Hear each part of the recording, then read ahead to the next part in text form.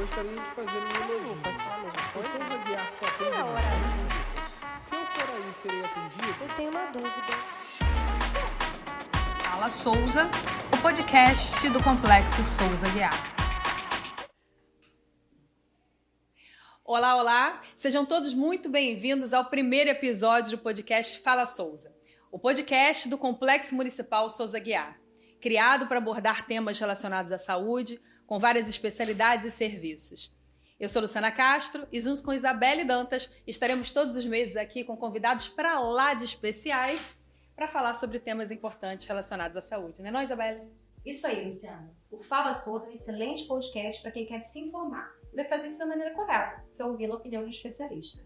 E temos hoje um especialista para lá de especialista, Dr. Bruno Corte, chefe da neurocirurgia do Hospital Municipal Souza Guiar. Seja bem-vindo, Dr. Bruno. Obrigado, Luciano. Obrigado, Isabelle.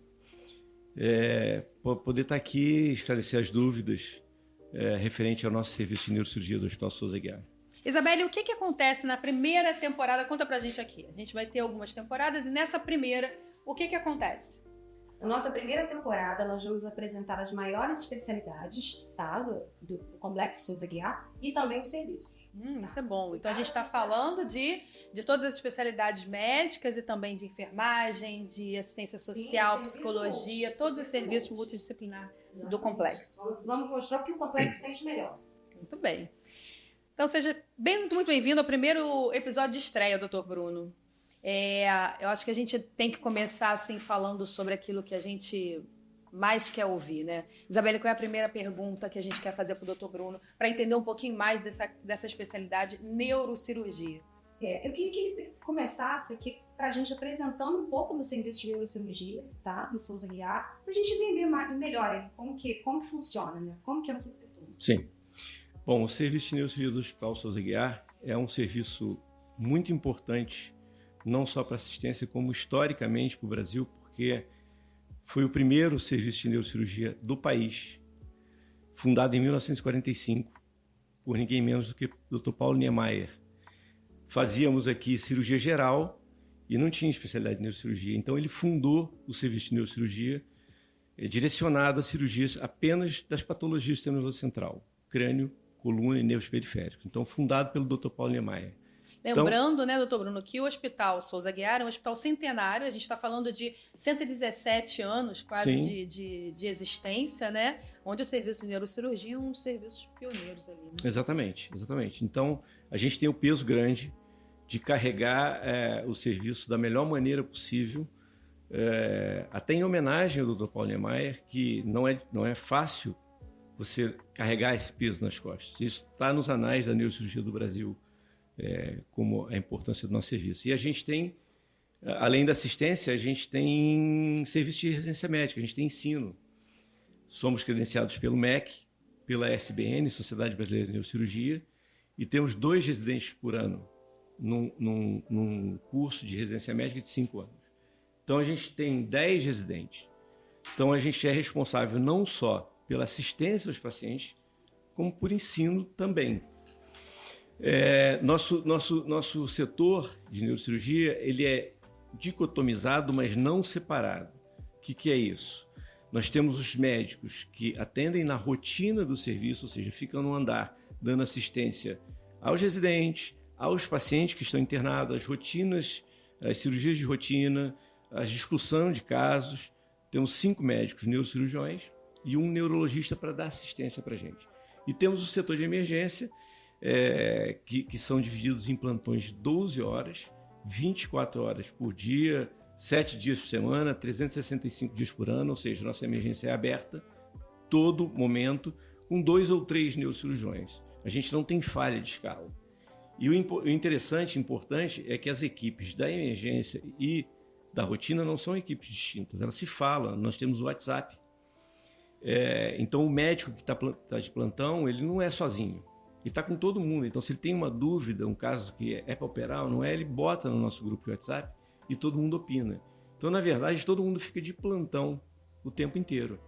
E esse conceito a gente levou para o CER, o nosso CER Centro. Então a gente criou um grupo de WhatsApp com o CER Centro.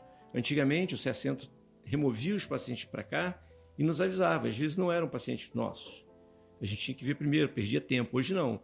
Hoje o SER, ele coloca o caso no grupo, pede primeiro a opinião e a gente já antecipa se é para tratar no SOUS ou não. E lembrando, né, doutor Bruno, que é muito diferente isso da realidade da maioria dos hospitais.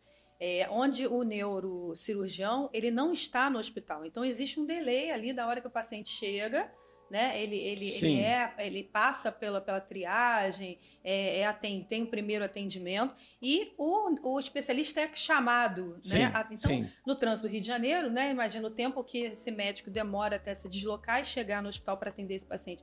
Aqui no Souza Aguiar, o hospital, ele tem o especialista pronto para receber o paciente. Quando o paciente chega, ele já tem o especialista para receber no primeiro atendimento. Exatamente. Faz muita diferença, né? Faz muita diferença, porque sim, a neurocirurgia, o resultado é tempo dependente. Né?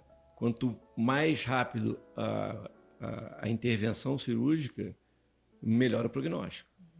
Então, por exemplo, num paciente do CTI que passa mal e precisa de repente, até uma reintervenção, uma intervenção cirúrgica de um paciente interno mesmo, ele não vai ficar procurando o especialista, vai ficar ligando para o chefe de equipe. Nós temos o WhatsApp com os CTIs também. Então, eles botam no grupo, neurocirurgião, por favor, comparecer urgente ao CTI 1. E imediatamente vai alguém lá. Então, tudo isso para dar celeridade para melhorar o prognóstico. Então, assim, a gente está preparado 24 horas por dia, seja para pacientes externos ou seja para pacientes internos. Então, a gente é conectado a isso. Todos os dias, a todos os momentos, seja 3 horas da tarde, seja 3 horas da manhã. E dentro da área, né, da neurocirurgia, qual é o diferencial, assim, em termos médicos falando, que a neuro tem aqui em relação a outros hospitais? Então, essa integração nossa e essa ausência de falha de plantonistas e de médicos garante essa celeridade. Por exemplo, na cirurgia dos aneurismas cerebrais, quando eu era residente, o aneurisma cerebral, para você ter ideia, ele era operado 14, 15 dias depois, que é chamado cirurgia tardia do aneurisma. O aneurisma é uma bolinha que se forma na artéria e rompe. Qualquer um de nós pode ter um aneurisma, só vai saber se romper, ou se fizer exames caríssimos e perigosos para diagnosticar. E não é uma recomendação, a não ser que você tenha um histórico familiar disso. Então, o aneurisma rompe. E ele tem que ser abordado precocemente. E é difícil essa abordagem precoce, por vários motivos. É difícil, porque é difícil tecnicamente. É difícil porque você não tem um plantonista preparado para isso. É difícil porque você não tem um instrumental próprio. É difícil porque o hospital não é preparado. E nós conseguimos abordar esses pacientes em menos de 24 horas. Seja abrindo a cabeça com a cirurgia microcirúrgica, a microcirurgia, seja embolizando o aneurisma através de uma artéria na perna ou no braço, em que a gente joga umas molas e oclui o aneurisma.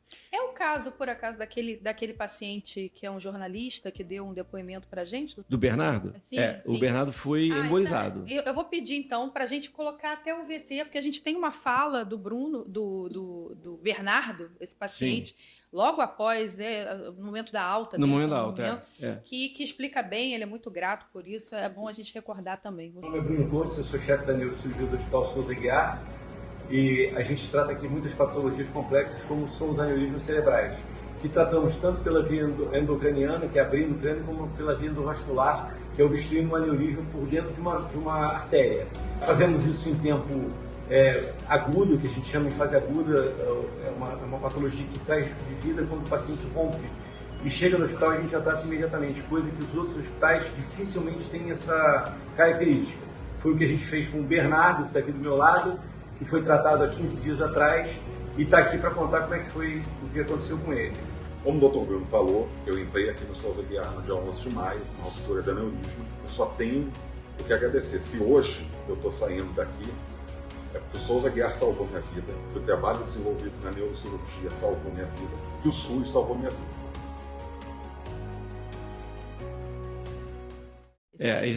Ele foi embolizado. Então a gente consegue fazer esse tratamento, distinguir se o melhor tratamento é a microcirurgia, se é a embolização, e E assim, para tentar não só os hospitais públicos, mas os hospitais privados, porque quando entra um aneurisma no hospital privado, você tem insumos neurocirúrgicos que são caros. E quem vende esses insumos são empresas privadas. Sem a garantia do pagamento do convênio depois para o hospital. Muitas empresas não fornecem sem a garantia do convênio. Então gera essa questão burocrática. Preciso da autorização do convênio. Então o médico fica ali. Eu preciso tratar, eu tenho a obrigação de tratar, de salvar uma vida, mas eu não posso salvar sem isso. E fica, muitas vezes, o paciente 2, 3, 4 dias esperando, às vezes tendo que entrar com liminar para poder salvar a vida. Aqui no Souza Aguiar a gente não tem isso. Chegou, a gente tem o paciente, o médico é acionado e a gente trata.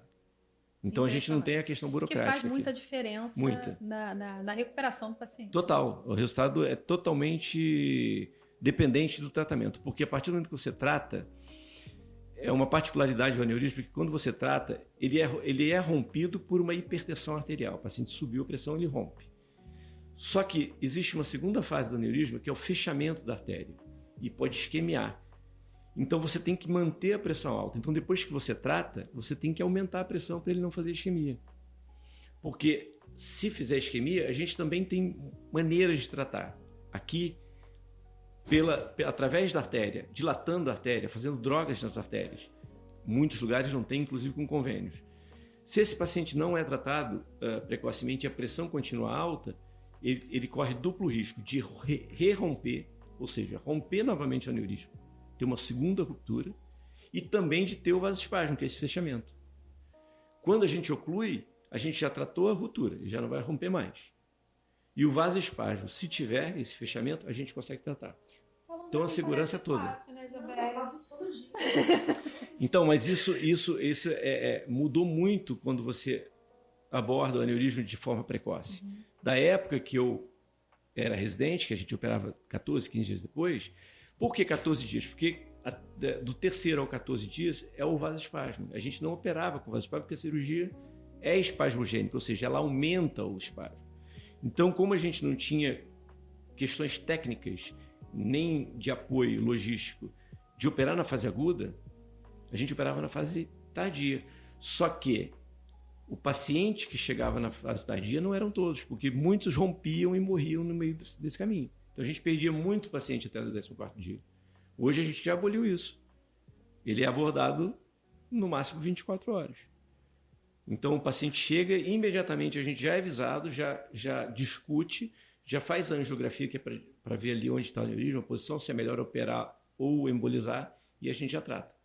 Então, o nosso resultado tem sido muito... Faz toda a diferença, né? Total. Toda a diferença. Total, é um tratamento completamente diferente.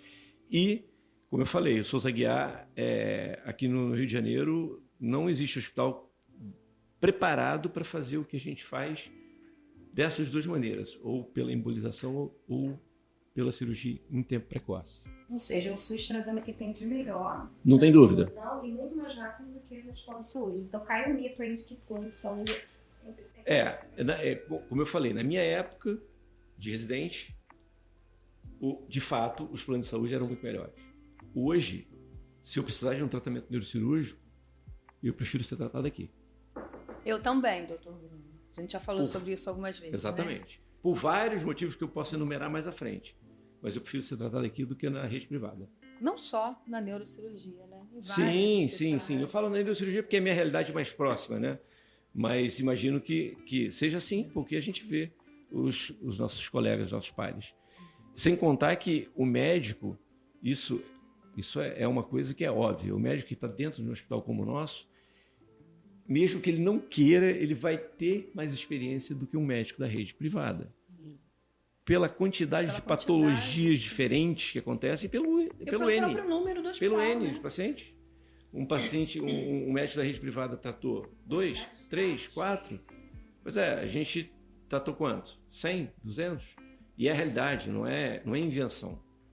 E patologias que eu vou adjetivar como esdrúxulos, que a gente nunca viu, nunca vai ver na rede privada, acontece aqui. Então a gente consegue ver. Isso talvez explique o quanto o programa de residência do Souza Aguiar é procurado, né, todos Sim. os anos. Né? A gente acabou de ter aí um evento de recepção dos novos residentes de 2024, né? turmas imensas e é onde o futuro médico quer, né? Onde ele agrega experiências, onde ele vai conhecer realmente como é que se faz medicina, né? Nos hospitais públicos do Rio de Janeiro. E dos residentes que estão em outros hospitais nos procuram para fazer estágios, porque coisas básicas como um monitor de pressão intracraniana, nós só temos no Souza Aguiar. Eu consegui isso quando assumi. Esse é básico. Tá nos protocolos, nos guidelines de tratamento de trauma de crânio. No mundo, você tem que ter catéter de pressão intracraniana. Só nós temos. Então, eu canso Agora teve o curso de residência em São Paulo. Todo ano tem um curso de R1, R2, R3. Teve o curso de R2 agora, e vários R2 chegaram para os nossos residentes e falaram: a gente nunca viu um catéter de pressão intracraniana na vida. É básico do básico. Você tem que deveria saber. Ser, né? Tem que ser, deveria ser, porque se o doente está no CTI, ele tem os guidelines para você introduzir o catéter de pressão intracraniana, senão você não consegue manejar o doente clinicamente no CTI. Você tem que saber quanto está a pressão intracraniana para o CTista poder movimentar alguns parâmetros ali dentro. E vários residentes nunca viram um catéter de pressão intracraniana. Curiosidade minha aqui. Você está falando de toda a Lisprato e a gente está totalmente ligado, principalmente quando você traz a questão das turmas de residência. Como é que para você, com toda essa experiência que já foi residente também do Ricardo, ver essa procura e ver todo ligado realmente que o Souza Aguiar está deixando e as equipes futuras que estão chegando, se alimentando de todo esse conhecimento? Então, eu só falar aqui do histórico breve, eu estou aqui dentro desde o segundo ano de medicina. Eu cheguei aqui no segundo ano de medicina, fiz prova para acadêmico de CTI, fiz prova para acadêmico de emergência, Copert na época, depois fiz prova para residência médica, entrei na residência médica, fiz prova para servidor público, entrei como servidor público, como médico de emergência, fui chefe de equipe 2 anos e meio, médico da rotina, e há 5 anos estou como chefe de serviço. O que a gente evoluiu da época que eu entrei, em 94, até agora foi absurdo. Então, assim, o legado é um legado estupendo. É um legado que só não aproveita quem não quer. E construído todo dia, né, E construído todo dia. Por exemplo, a gente vai entrar agora a PPP, a Parceria Público-Privada, que é inovadora no Rio de Janeiro, não tem, e isso vai impulsionar mais a gente ainda, porque vai desatar a gente de muita coisa que a gente tratado, vai trazer novas tecnologias para a neurocirurgia. A gente discute todo dia, a gente conversa com o pessoal da concessionária do que a gente precisa, o que a gente quer, e a PPP vai alavancar mais ainda esse legado. Isso aí eu não tenho a menor dúvida, e a gente já está vendo acontecer. A gente já está sentindo a diferença da PPP nesses poucos meses, né? A gente já está vendo a diferença e, sem dúvida nenhuma, eu creio que talvez daqui a 2 anos a gente vai estar falando de novo de uma neurocirurgia que hoje talvez já vai ser passado. Muito daqui a 2 boa anos. Notícia. A gente saber, né, e constatar que a população carioca precisa, merece, né, e tem acesso a tanta tecnologia, tanta inovação. Eu vou recado para você, residente, caso nos estágios, procurar o Souza Aguiar, porque aqui você vai se especializar. Sem dúvida. Futuros neurocirurgiões. Sem dúvida. Eu acho que a gente já conheceu um pouco, né, do isso, até alguns detalhes. A gente podia tentar falar diretamente com quem está assistindo agora, um pouco sobre cineja alerta, sintomas, né, fazer essa diferença aí importante sobre neurocirurgia. Sim. Como é que é prevenir, né? Tem alguma coisa que a gente faça para prevenir, para melhorar a nossa condição? Então, a primeira coisa que a Isabel falou é o seguinte: neurologia e neurocirurgia, isso é um problema, até para os médicos, até para a área de saúde. O profissional de saúde não sabe a diferença de neurologista para psiquiatra, para neurocirurgião. O leigo não vai saber, ele não sabe. Cansa de virem pareceres de fora, pedidos por médicos, parecer da neurologia. E quando você vê que ele não quer parecer da neurologia, ele quer parecer da neurocirurgia. Também nos corredores. Doutor, o senhor é neurologista? Me ajuda aqui. Não sou neurologista, sou neurocirurgião. Qual a diferença? O neurologista ele trata de doenças neurológicas. Alzheimer, mal de Parkinson, enxaqueca, AVC, que não seja cirúrgico, esclerose múltipla, enfim, uma gama de doenças neurológicas. O neurologista é clínico por excelência. É aquele que a gente marca a consulta e vai no consultório Exatamente, dele não tem para nada... prevenir, para dizer o que está fazendo, é eletivo. Exatamente. O neurocirurgião é, por excelência, cirurgião. É um cirurgião neurológico. Então, um neurocirurgião, ele não pode estar no consultório tratando mal de Parkinson. Alguma coisa está errada. O neurocirurgião tem que estar no centro cirúrgico, tratando hérnia de disco, um AVC que virou cirúrgico, um aneurisma, um tumor cerebral, um tumor de medula, um traumatismo craniano, um traumatismo de medula, enfim. Ele pode até acompanhar no consultório, clinicamente, alguns pacientes. Aqui, por exemplo, a gente tem um consultório de follow-up. Claro, os pacientes que a gente opera, a gente acompanha também por algum tempo. Depois de algum tempo, ele não precisa mais de acompanhamento do neurocirurgião. Aí ele vai para um acompanhamento neurologista. Exemplo, ele operou um tumor cerebral. Tiramos o tumor cerebral, mas ele ficou com uma epilepsia porque o tumor irritou o cérebro e ficou aquela cicatriz. Tem que tomar anticonvulsivante. Depois de algum tempo, o tumor não recidivou, está tudo bem?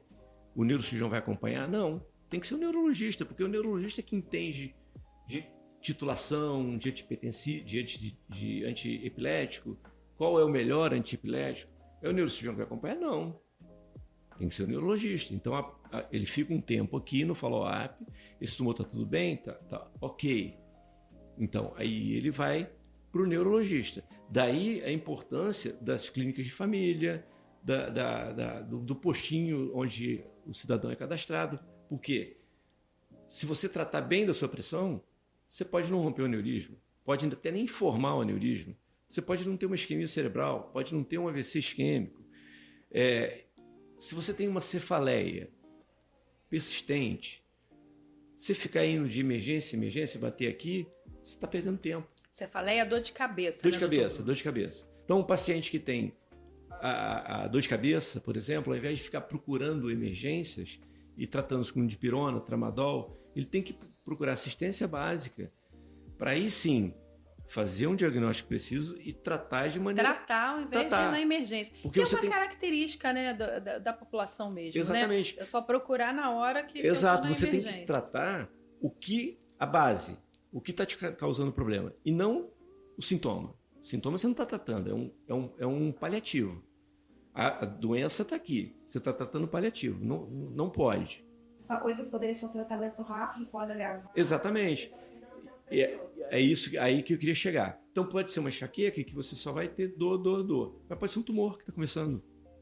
E se você for na rede básica, se cadastrar na rede básica, esse tumor pode ser um tumor que seja acompanhado clinicamente ou pode ser um tumor cirúrgico de 1 centímetro, que é facinho operar. E se você está perdendo tempo fazendo dipirona nas emergências, talvez esse tumor já tenha 10 centímetros. A prevenção sempre é o mais importante. Sempre, mas é sempre. Pressão, Isabel? Ótimo, vejo com frequência. Sim, porque é isso que a gente... Não só na neurocirurgia, né? Os que sofrem mais aqui são os diabéticos que a gente vê na cirurgia vascular, que não cuidam da pressão alta. A diabetes é um outro tema, né, doutor Bruno? Assim, então, a gente está falando de pressão alta, diabetes. Quando a gente fala de prevenção, então, no macro, quais são os cuidados maiores que a gente tem que ter? Sim. Eu acho que o paciente tem que fazer a prevenção se cadastrando na unidade básica.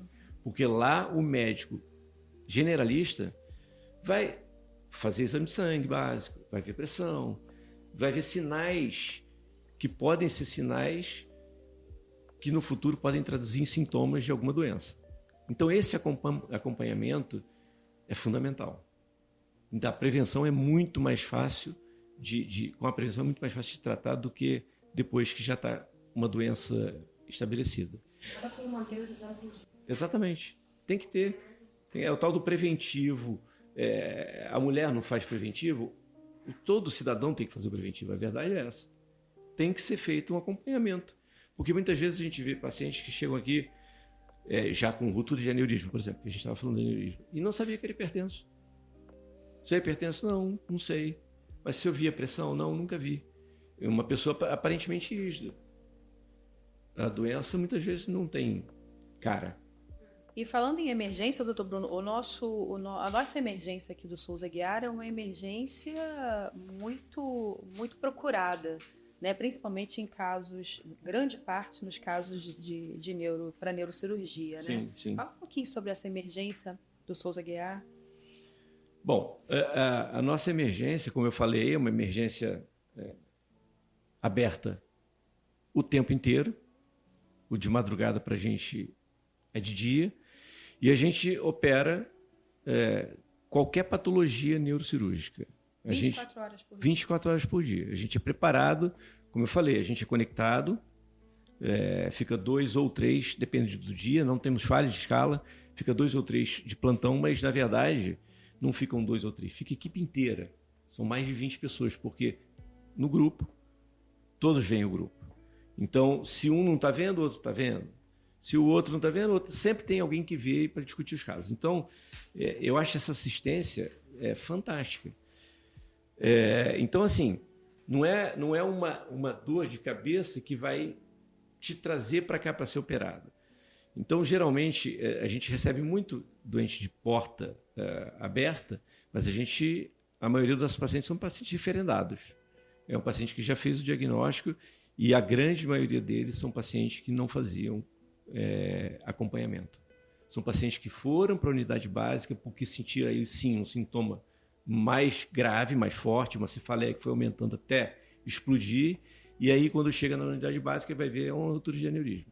Então, geralmente são doentes referendados. E a gente resolve. Não me lembro aqui, salvo alguns problemas pontuais de ter que remover doente daqui para outro hospital, não me lembro. Porque a gente resolve. Quebrou um aparelho, ok, isso pode acontecer em qualquer lugar. E a gente também está trabalhando para minimizar esse problema. Né? Então, a gente, via de regra, a gente resolve todas as patologias neurocirúrgicas. É uma fama, inclusive, que o hospital tem. Né? Ninguém sabe resolver, manda para o Souza Sempre Aguiar foi. que lá resolve. Né? Sempre foi. Fim de linha. A gente chama que é o hospital de fim de linha. Né? Se não resolveu em tal lugar, vai resolver no Souza Aguiar. E isso é o que foi dando, de fato, a experiência que todos os profissionais que estão aí dentro têm. Porque foi a experiência que eu tive, na minha vida toda, estar aqui dentro do hospital, com todos os meus pares aí que cresceram comigo, de todas as especialidades, tem. Então, a mesma experiência que eu ganhei, essas pessoas ganharam nas especialidades de cada um. Então, o Souza Aguiar, de fato, é preparado para resolver os problemas que não são problemas resolvíveis, de fato, em qualquer lugar. Que orgulho. São coisas assustadoras que aparecem aqui para gente. A Isabelle tem uma curiosidade que a gente estava falando antes de começar. Eu queria que você contasse pra gente assim, casos emblemáticos, marcados. Isso aqui que você disse. Pode ser um caso ou pode elencar mais. Uhum. Agora, assim, não, esse caso realmente fora da curva. Assim, casos fora da curva aqui já se tornaram corriqueiros. Hoje em dia é difícil você dizer que tem um caso fora da curva, porque a gente aqui eu acho que já viu de tudo. Porque a curva é muito A grande. curva do Souza Aguiar é uma curva mas, muito assim, específica. Assim, nada mais impressiona. Mas assim, teve uma série de casos, foram 15 casos, se não me engano, que eu levei para o Congresso da Sociedade de Neurocirurgia do Rio de Janeiro, quando eu era residente. E o tema era... Bom, todo mundo especialista, um Congresso de Neurocirurgia, e todo mundo ficou espantado com o que viu.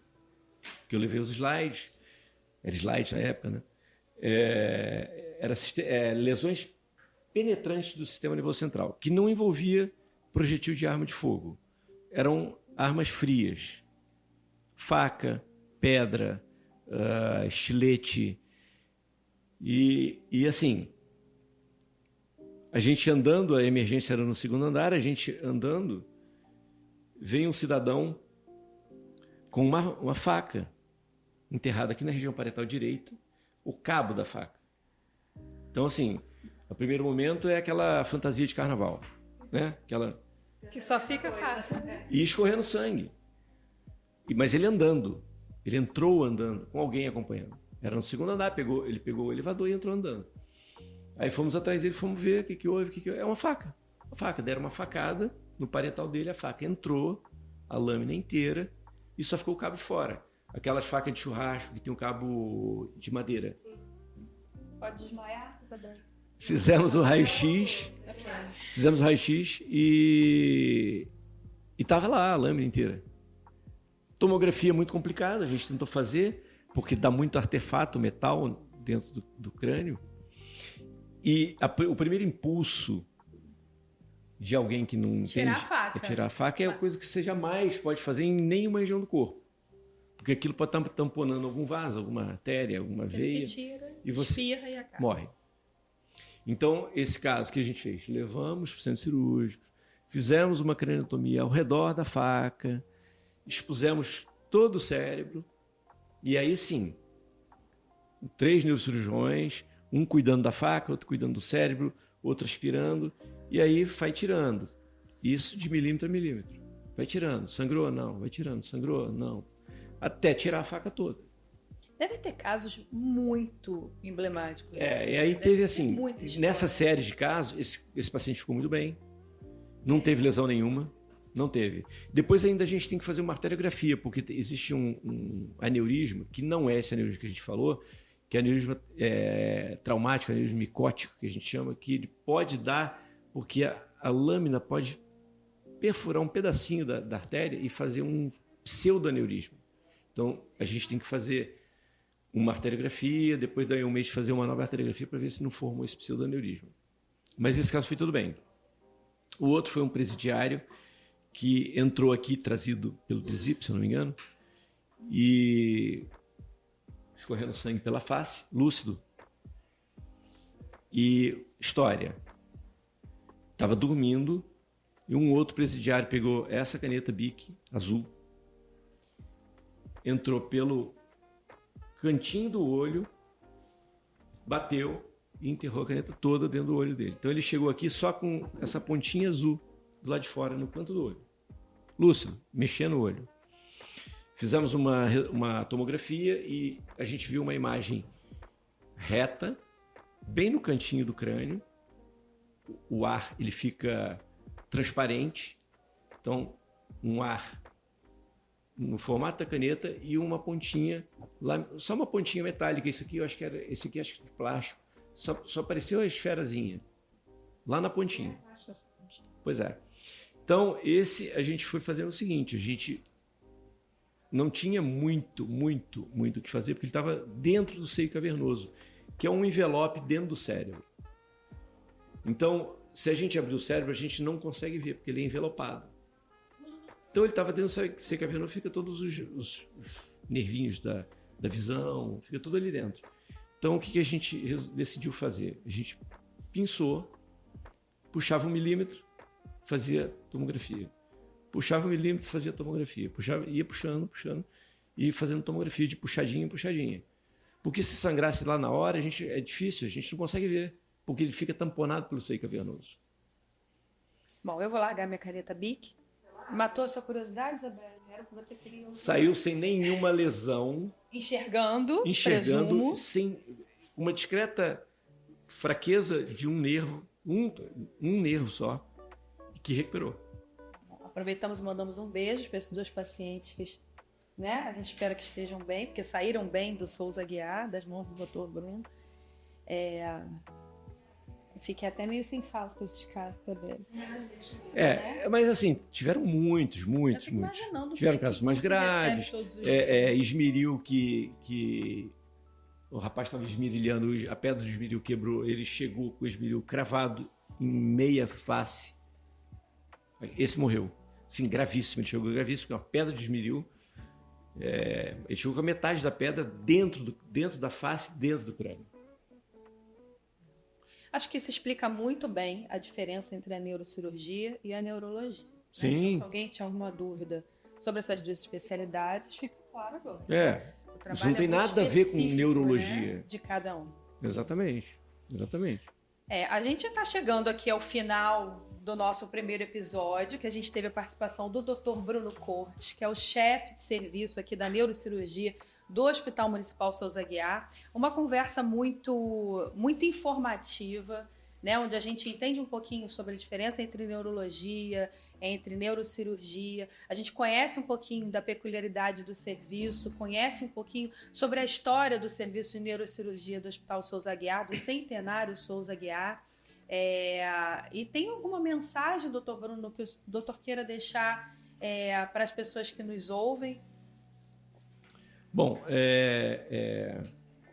hoje, assim, antes de dar uma mensagem final, eu tenho mais segurança e conforto de operar aqui no Souza Aguiar do que operar em qualquer hospital privado.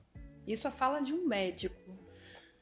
Desde do início lá burocrático, da liberação de uma cirurgia, que isso aí que eu estou falando é do país inteiro, tá um caos, porque você pede uma cirurgia que não é uma emergência, pode ser uma semi-urgência, mas ela tem que levar 21 dias úteis para ser autorizada. E passa por burocratas para liberação, passa por enfermeiros, às vezes, passa por médicos, não especialistas, que geralmente não concordam, glosam, e aí vai para uma terceira opinião de um especialista, mas que é contratado pela operadora, com 100% de viés, e nega, muitas vezes 100%. Eu estou com um caso agora de um tumor de uma menina de 30 e poucos anos, tumor de nervo que está invadindo a pelve, negada. Então é sempre uma briga. Você discutir caso, por exemplo, aqui eu vou operar um tumor cerebral e eu tenho um aspirador ultrassônico. E cada ponteira custa, sei lá, 10, 15 mil reais, mas nós temos aí. Então eu discuto o caso com a minha equipe, eu discuto do ponto de vista médico. A gente vai usar o aspirador ultrassônico? Claro. No convênio eu peço o aspirador ultrassônico, o doutor do convênio fala, olha, você consegue fazer isso usando um aspirador comum? Consigo. Há 15 anos atrás a gente fazia assim, só que a gente tem 2024. Ele quer que eu faça como fizesse em 2024, como há 15 anos atrás. Então, eles não são feitos para qualidade, são feitos para economia de dinheiro. Todos, 100% deles. Se você vai conversar com todos os médicos de todas as especialidades, de todos os estados do país, vão te falar exatamente a mesma coisa que eu estou falando aqui. Bom, autorizou a cirurgia. Eu tenho só que discutir a conduta médica com os meus médicos. Num data show, com 6 médicos olhando, 10 residentes, cada um dando a sua opinião. É isso que vai fazer? É isso. Isso é uma discussão médica. Não é discussão de quanto eu vou gastar, do que eu vou... Não, é isso que tem que fazer? Vou marcar. Eu não preciso ficar pedindo para a diretora, para o diretor administrativo. Eu não preciso pedir para ninguém. Eu vou e marco a cirurgia e faço. Simples assim. Ok, cheguei no centro cirúrgico. Fatalmente, as comparações começam. A maca cirúrgica do Souza Aguiar é melhor do que a do hospital privado. O foco cirúrgico do hospital é melhor do que da rede privada.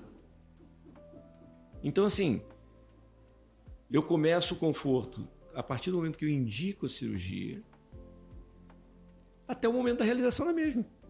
Porque os instrumentais que eu uso são melhores do que da rede privada, porque a rede privada teria essa condição, se liberasse. E eu não preciso pedir, eu já estou. Não tem como não admirar o SUS. Não.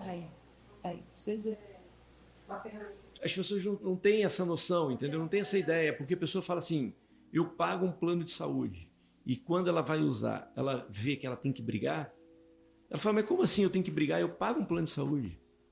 E briga. E as pessoas assim. Conhecem muito pouco do SUS, né? Conhece muito pouco. A Isabelle tem um pouquinho a falar sobre isso, né, Isabelle?